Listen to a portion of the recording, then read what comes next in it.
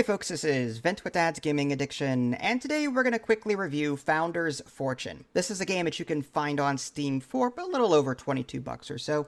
It recently left early access. So what is Founder's Fortune? Well, it is a colony builder of sorts, similar to that of, say, Stonehearth or RimWorld, but it's also got a bit of The Sims in there, in the sense that there is a heavy focus on villager management. You've got aspirations, for example. They're called needs in this game, I believe, or wishes, and you're trying to fulfill them.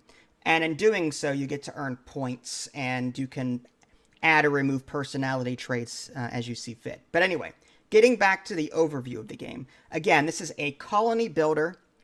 When you start a new game, you'll be able to choose the map size, the difficulty. There's like calm world, exciting, and dangerous. So what you choose there will determine, whether you're in for an easy, medium, or hard experience.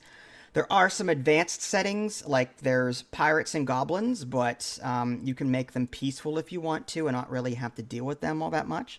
There are different island biomes, so you can choose like mostly forest, mostly grassland, or mixed between the two. You can choose the frequency of goblin villages, so anywhere from none, few, some, to many. And then there's villager aging in this game. You can turn that off or put it on slow, standard, or fast. So once you actually get into the game, you'll then be able to choose your starting villagers, similar to that of, say, RimWorld or Oxygen Not Included. You're going to be rolling the RNG dice until you decide on villagers that you like. And they will have different personality traits and skills.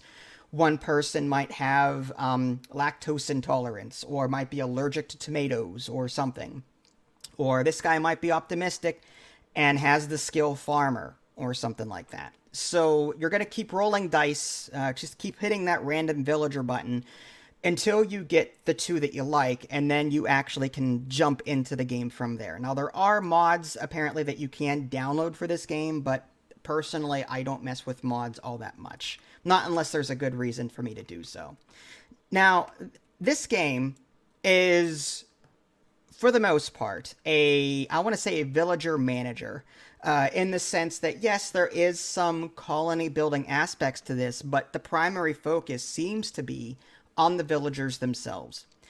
For example, there's a couple of different ways that you can level them up.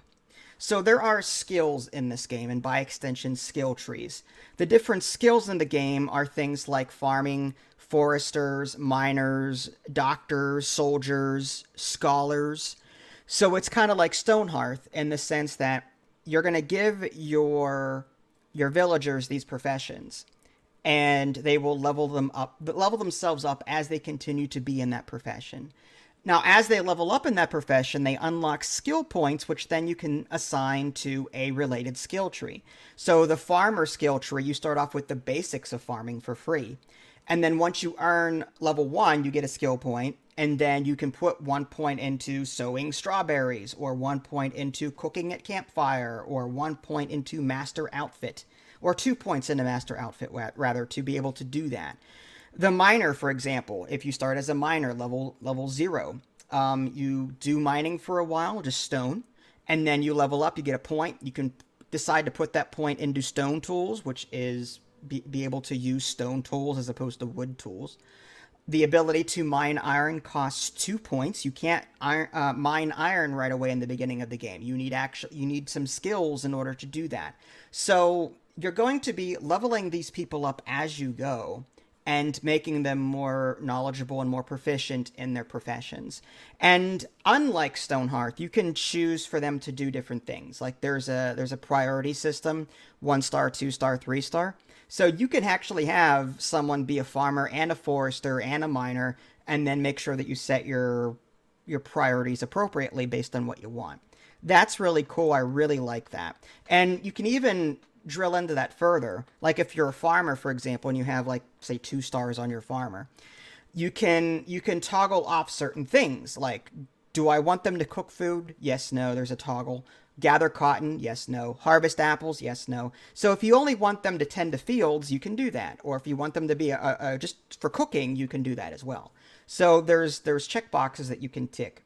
depending on each profession's specialization. So you can do so much there.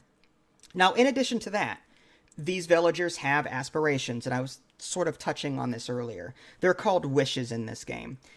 They might want things like, I want to become a level 5 scholar, or I want to have a relationship buddy with Albert. And you can even like left click on one villager, right click on another, and then a radio wheel will pop up, and you can choose, say, tell risky joke. It's something that you would expect out of The Sims, right? You can sort of customize how they interact with the other villagers. They will do so automatically, but you can further customize that by manually telling them how to interact. And in doing that, if you get the relationship high enough, they'll have kids and start a family and all that good stuff. But these wishes that I was talking about earlier, which might be reach relationship buddy, or reach relationship friends, or I want a piece of furniture in my house. By doing this, you earn satisfaction points. And if your satisfaction bar fills up, you get reward points, sort of like in The Sims, where you can add and remove traits. So if one person has insomnia and you spend 2 of your reward points, you can remove it. Or if one person has lactose intolerant, you can spend a point to remove that. Or if you want them to be an optimist, which gives them a mood boost all the time, then that's going to cost you 3 points. Or to be in good health most of the time, it's 3 points. Or to be a fast learner is 4 points, and so on. Or you can spend those points, those satisfaction points, into like instantaneous things, like cure an illness or forget a negative thought that I had. These people have moods, and if their mood falls too low, they won't do anything. They can also like damage limbs and break limbs. In the beginning of the game, you send them out to chop wood, but they don't have tools, so they're kicking the tree. And in doing so, they can injure themselves.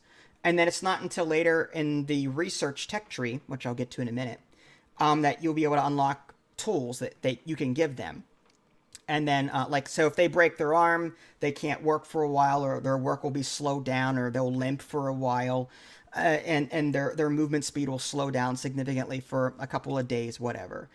Getting to that research tree, you can mine crystals in this game, have a villager mine out crystals, and then whoever's at the podium will spend those crystals to research things as you pick them in your research tree. Everything from, say, woodworking to farming, decorating, furniture 1, 2, stone furniture, advanced cooking, shipbuilding, strong watchtowers, and so on, masonry. So you'll be able to unlock new technologies, and this is important because you can't build everything right away. Your build menu is going to be extremely limited in the beginning of the game, but it's not, through research you'll be able to unlock more things. There's a bookcase, for example, that will help you fine-tune your villager skills, but you can't get that until you take the writing technology, okay? So in the beginning of the game, it's build a little house for this person, build a little house for that person. Yeah, let's make them happy, give them some needs, put a little chair in their house, something, whatever, make them happy. Build another place maybe for tools and storage, and then you start off simple, and then you get more storage for food and wood and stuff, and then you research a tech, and then you build out from there, and so on. Again, you can make the game peaceful if you want. There are dangerous goblins that will attack you from time to time, similar to that of Stonehearth. So again, this game seems to be borrowing elements from various games, primarily Stonehearth and The Sims. It's sort of like a mashup between the two games. And overall, it's pretty fun. I do recommend this one. I haven't really had any issues with it. Again, you can turn the aging off. That was my biggest concern with this game.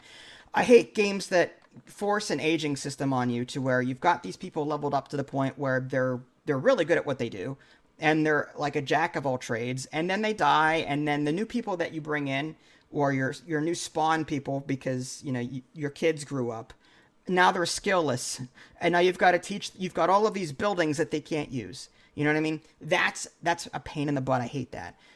This game, you can turn that aging system off and not have to worry about that. And that's how I prefer to play, but you do you. So yeah, I absolutely recommend Founder's Fortune. There's a lot of good things with it. It's come a long way in the 3 years that I've last played it or so.